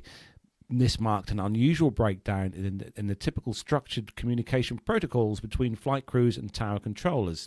The tension began as the controller accused the pilot of deviating from an issued taxi instructions, and the ATC could be heard saying, "It's my airport, and if you don't do it, that's the pilot deviation." He chastised the crew for not listening and taking the wrong taxi route. Despite the pilot's attempts to clarify their position and comply, the controller repeatedly emphasised that the instructions were not being followed. Flight 1629, operating under the registration November 966 November, was instructed to taxi onto taxiway Kilo and contact ground control on frequency 121.7 or ground point 7. However, confusion or miscommunication during the process appeared to escalate tensions. Although the aircraft was safely on the ground and no passengers were at risk, the sharp tone and repeated corrections from ATC raised eyebrows. The pilot of the flight was eventually told to contact ground control for further coordination, and he was offered a phone number to discuss the incident offline, a typical step when a deviation or complaint may be formally reviewed. Clear communication between pilots and ATC remains essential for maintaining safety and efficiency through the aviation system, as we all know. The ongoing dialogue ensures proper aircraft separation, prevents potential collisions, and facilitates smooth traffic management. When a control tower issues directional instructions, the pilots must follow them precisely, as we all know, to avoid what's classed as a pilot deviation. Conversely, if controllers provide incorrect guidance during landing or takeoff procedures, this constitutes a tower deviation. Both parties need to maintain clear, accurate communication to prevent serious incidents. In such cases, any resulting accident would be attributed to pilot error if the flight crew failed to follow proper instructions. Naughty, naughty. Very naughty. Hey. Oh dear. But the thing is that I don't know whether this is happening more and more, but they shouldn't really take it over the radio. If either ATC or the crew have got a problem, I think they probably need to deal with it offline, as they say, and phone them up. But there's been quite a number of these incidents. So I don't know whether it's a regular thing, but especially with pilots that regularly fly into specific airports, that seems to be a bit of a thing. But I think you've got to remain professional. But I can imagine the frustration and the heat of the moment, definitely. But I think you've just got to take a step back from this stuff. And if you need to have a word with the controller, do it when you've shut down or, you're back at the gate or something. It's funny. Yeah, I mean, as I say, you never hear about this in the UK because we don't broadcast our, ATC communications online such as they do in the US, do we? But I think it's happening, all around the world. And I think part of this is there's a pilot shortage, there's an air traffic controller shortage. That's just a fact. If you don't have the personnel, you're going to be working longer shifts, harder shifts. You're going to be pushed to points where you're tired. Human factors comes into play into this. It really does. And yeah, like Nev said, if things start to happen on the radio, that's what the phone number is for. I mean, I think there's a perception that the phone number is a bad thing, but the phone numbers are there to discuss and to have a discussion and to have a review of what's happened. So not necessarily so that someone can give out to each other. I don't know whether that's what actually happens or not. It always sounds as though it's time for a scolding from ATC to the crew, isn't it? I mean, just culture in aviation is, the process by which pretty much everyone these days is supposed to be working towards.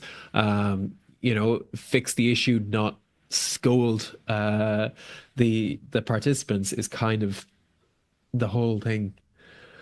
But does it actually happen? I don't know. And especially when both people are tired and it's a frustrating situation and there's a lot of pressure. I mean, again, going back to what we were saying about the ramp being a busy environment, there's a lot of aircraft moving around and there's a lot of lives at stake and there's a lot of people that need to be in the right place at the right time for the whole system to work.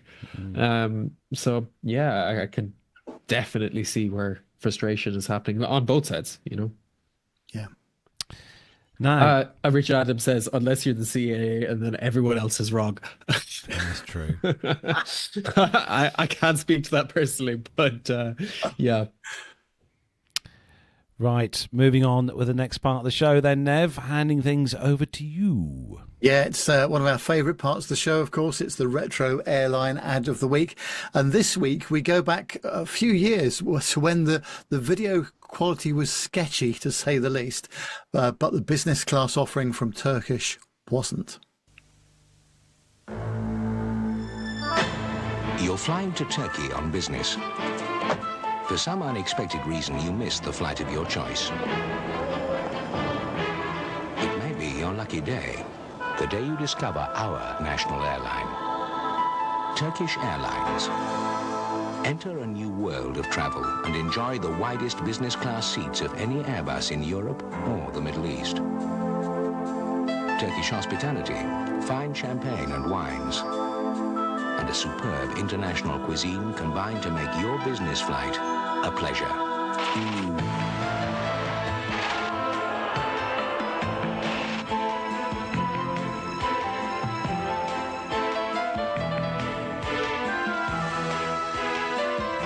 And next time you have a choice, perhaps you'll choose us first. Turkish Airlines, a first-class business class. Oh, my word. Can you really imagine the cabin crew straightening the gentleman's tie as he leaves the aircraft? I mean, God, really? I was just looking at the food. They served up, that looked like some sort of Michelin star restaurant food. Yes. No, I have to say, in Turkish Airlines' defense in this, they have phenomenal catering. They really do. Oh. Anytime that I've flown with Turkish, I really, really have enjoyed their food. I think it's one of the best in the sky. And did you see the width of those seats? And those seats looked incredible. But no, Yeah, that the quality of the videos back then, Nev, as well, I think were a bit suboptimal. Well, yeah, but that's kind of what you got, really. Dirk S was just asking, do you know what year that was from? Oh, that ad? I have to look on the old drive, but It's an internet question. it's an We'll internet find out. question. We'll find out. Yeah. Yeah. But right. I think that looks very good, and I love the line first class, business class, because I think that's kind of come back to being in play. Go back to the first story, right? We're talking about how there's a lot of business class becoming the first class product. Yeah, there we go. There's some marketing ideas for some of the airlines now. First class, business class. What obviously you've been out of the mix for a little while, John. But what are your thoughts on the retro airline ad of the week segment? Oh, I love them. I absolutely love them. I'm watching on YouTube every week and I've kind of nipped into the drive to see some of them. I absolutely love them. I think it's nice. It's part of it is nostalgia, and part of it is just it's intriguing to see what could be done. How things were. Yeah. Which in some cases were better than they are now. But and there are some improvements, and then some airlines decide to put dimmers on their 787s. Yeah. Anyway, glossing over that, moving on. Right, Nev, time for your favourite part of the show. Yes, it is my favourite part of the show, mainly because you're doing the first story with lots of acronyms and weird stuff. But it's the military. Blast up bogies 135, 50, Angel 16, heading 340. Okay. 108 bogies.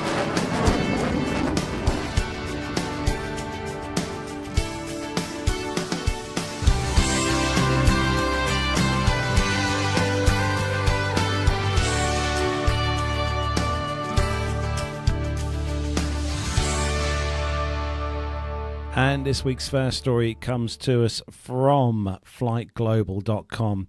And good one. This is one of Armando's favourites. This is the V-22 Osprey.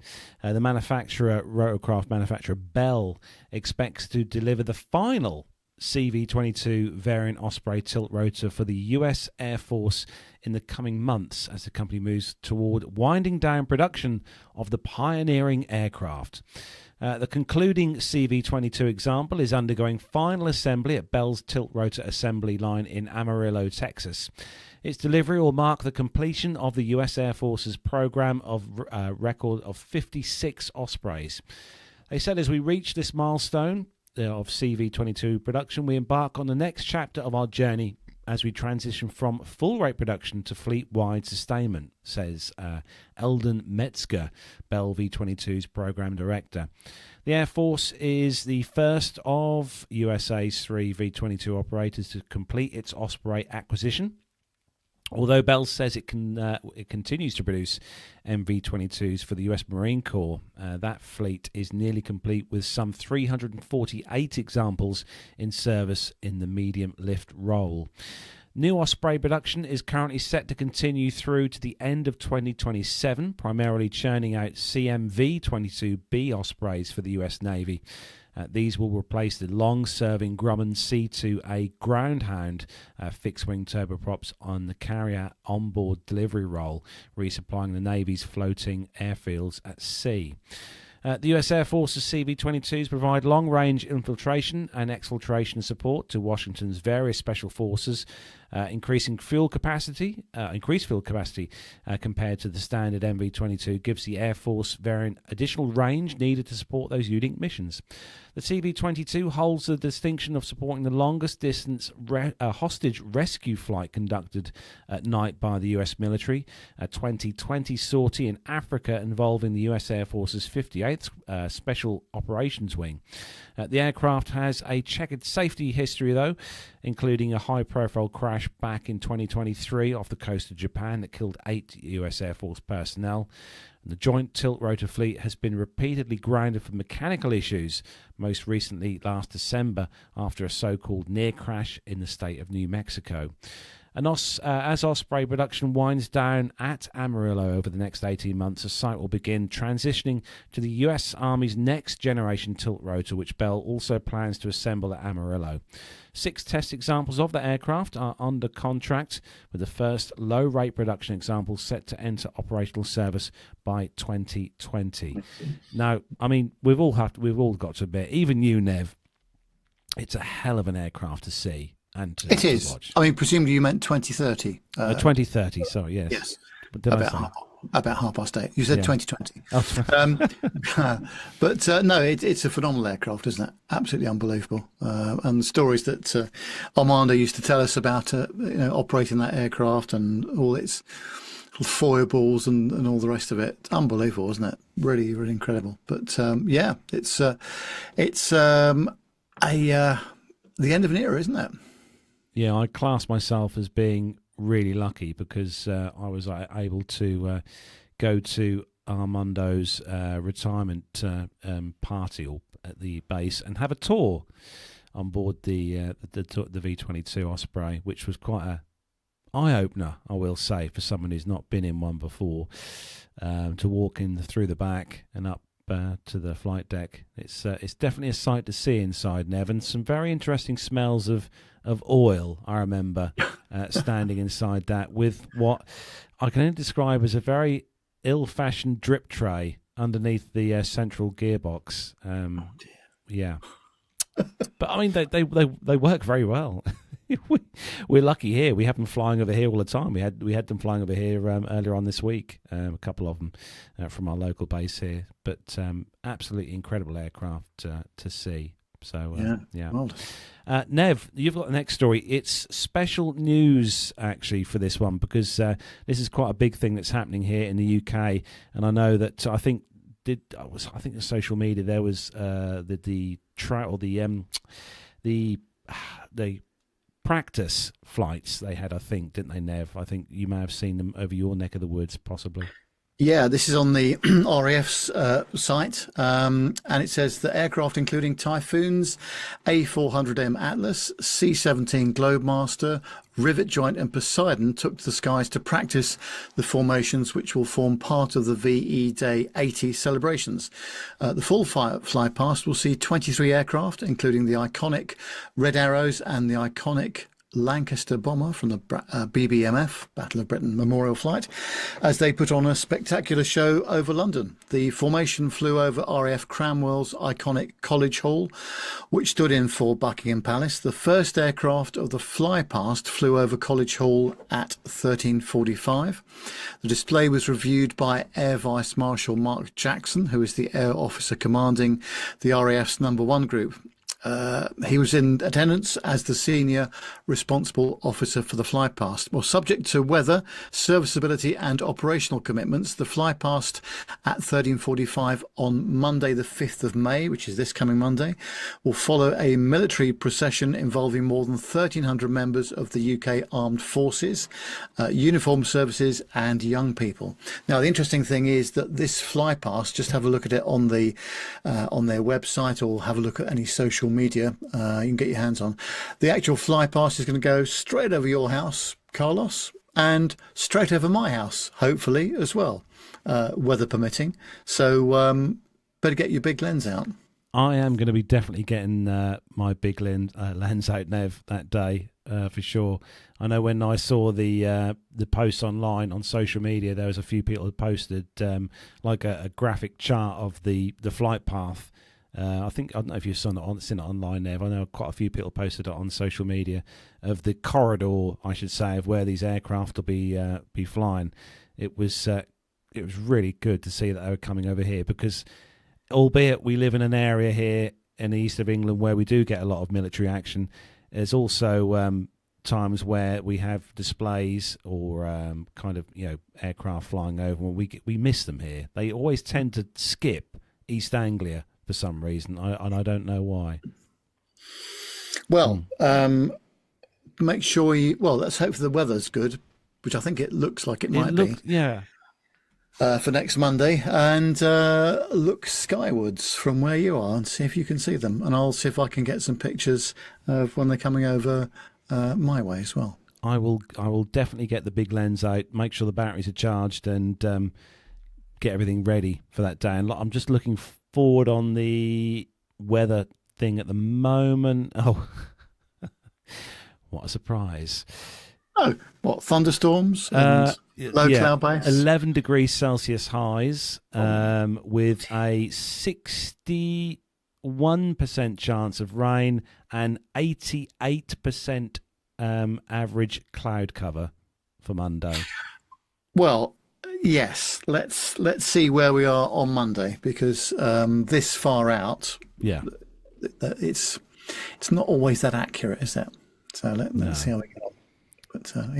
But but no, it'd be good. Hopefully, we'll be able to see. If I do, fingers crossed, I do, because I know my wife is working. Gemma's working on Monday, so I shall be here at the homestead. But I will definitely keep my ears and eyes open, and hopefully, I'd imagine they will be showing up on FR24 or one of the various plane tracking apps, so we can see where they are. So yeah, hopefully that'll work, Nev. We'll get some pictures next week on the show, all being well. Oh, brilliant. Yeah. Excellent.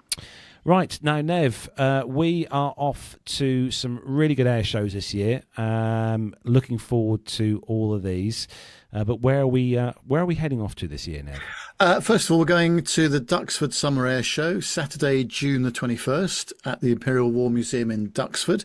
And it's actually a 2-day show. We're just going for the first day, the Saturday. Yeah. Price of that is £54.50, and that does include the £5 parking ticket. But if you're a Imperial War Museum member, that goes down to £49.55, including the discount. If you're a child under 15, you can enter free of charge. But all children must be accompanied by an adult. It is important, though, if you're going to go there, and you'll need to book a parking permit for your visit. Otherwise, you can't park on site. So that parking permit's £5. So Carlos and I will be there. on the 21st of June. July the 26th is the Shuttleworth Summer Air Show. The gates open at 9 o'clock and the first flying display commences at 2 o'clock in the afternoon. Goes right the way through till 9 o'clock in the evening when it actually finishes. So that's quite a stint, isn't it? Price for that is £42 if you're an adult. If you're a member at Shuttleworth, it's £36 and children go free of charge. That's the Shuttleworth Summer Air Show on Saturday, July the 26th. Then we're going over the pond, not the big one, but the small one, to the Bray Air Show, Saturday, August the 2nd. Carlos and I will be there. And the Bray Air Display is the biggest public free event in Ireland, actually. So that will be really worth looking out for. We'll have more details on that in the next couple of weeks.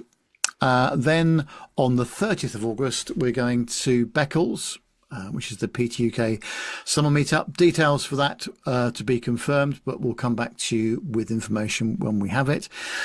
Still provisionally at the moment, we're waiting for the organisers to come back to us for the press accreditation details. That's the Sywell Pistons and Props Air Show at Sywell Airfield. Saturday, September the 20th. So you can see the very best of classic motoring, both on the ground, and you can see the aircraft flying, of course, where there's live music, vintage stalls, tasty food and drinks as well. Adults, £18, under 15s free of charge, and those are our advance purchase prices. So when we speak to the organisers next, we'll hopefully be able to confirm that for you. But that's on the 20th of September. Yes, I should be flying out to Ireland, Nev, in my seat. What am I booked in? I think I'm in 1D. I think I'm in 1D or 1E. I can't remember now.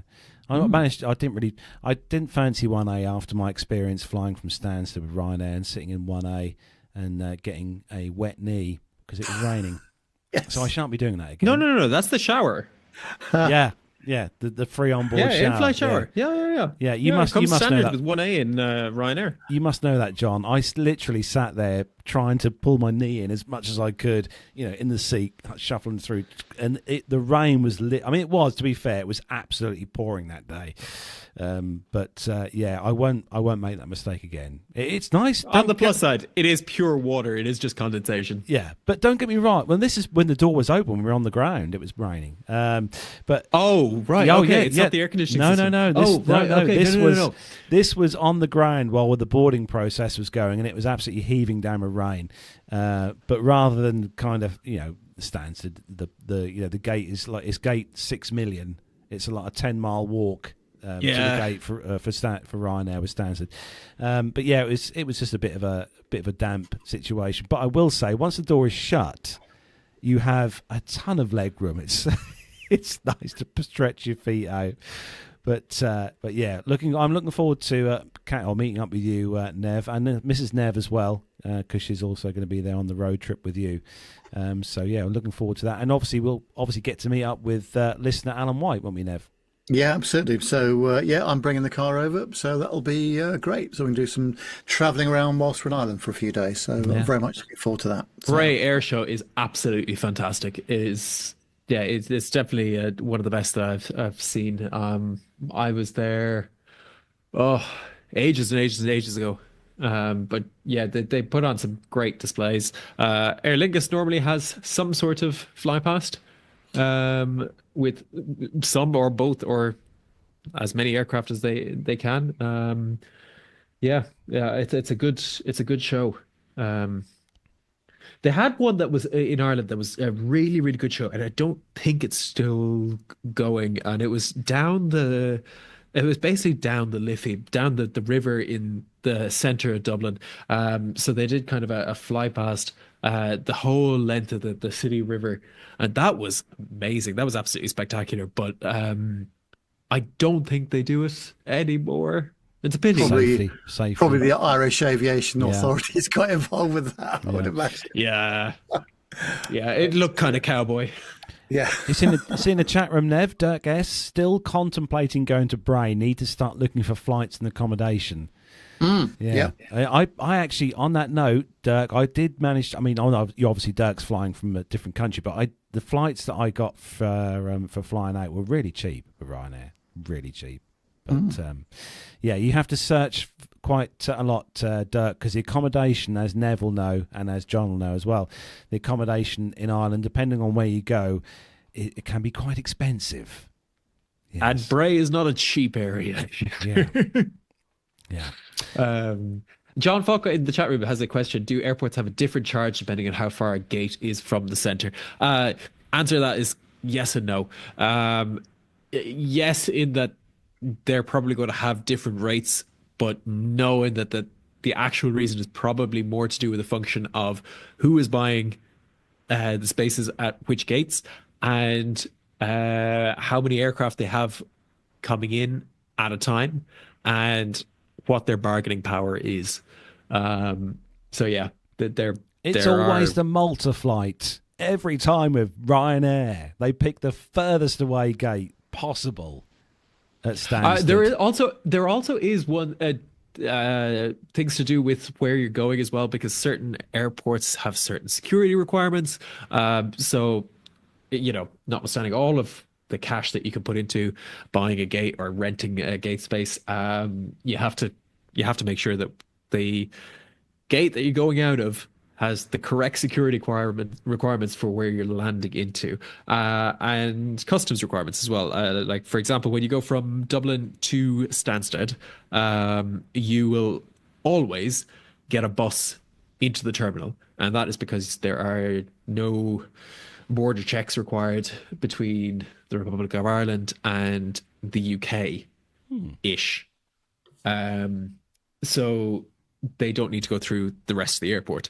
But yeah, by and large, it's to do with who has the bargaining power.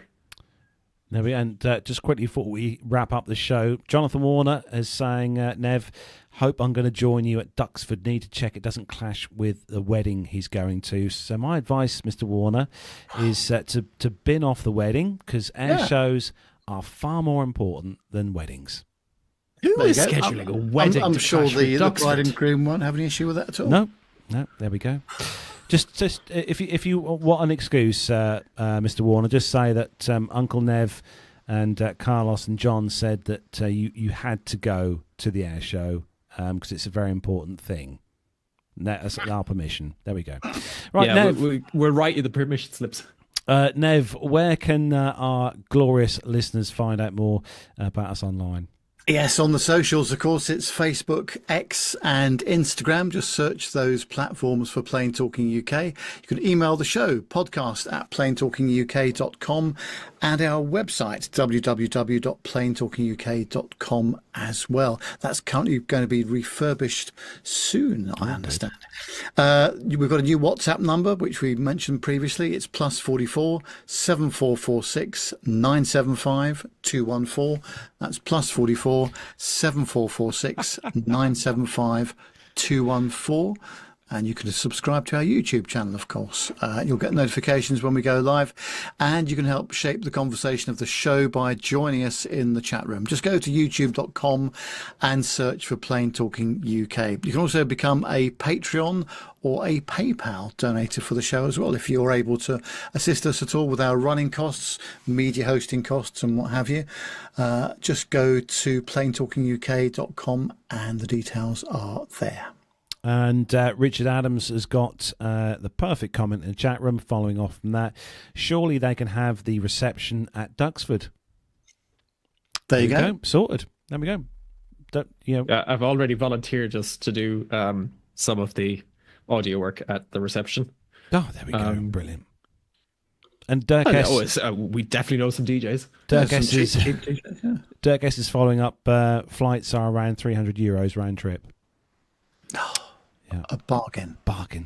Right, that is where we're going to start to wrap things up then for episode 549. Big thanks to everyone who's tuned in this evening in the YouTube chat room. Also, a big thanks to everyone who downloads the show as an audio podcast each week. We really do appreciate you downloading the show as you do, because we can see you downloading it, you see, all different parts of the world. It's very interesting. So thank you to you, one and all. So, Nev, if you want to take us out, I shall get ready to hit the button. Yeah, thanks everybody for joining us today. Really enjoyed it. And thank you, John, for stepping in as well. Yes, thanks, John. It's been great listening to your insights and your travels and what you get up to as well. Hope you have a great week and the weekend coming up. Hope the weather stays nice in the European region as well. And we'll see you next Wednesday at 7 o'clock UK time. In the meantime, bye for now.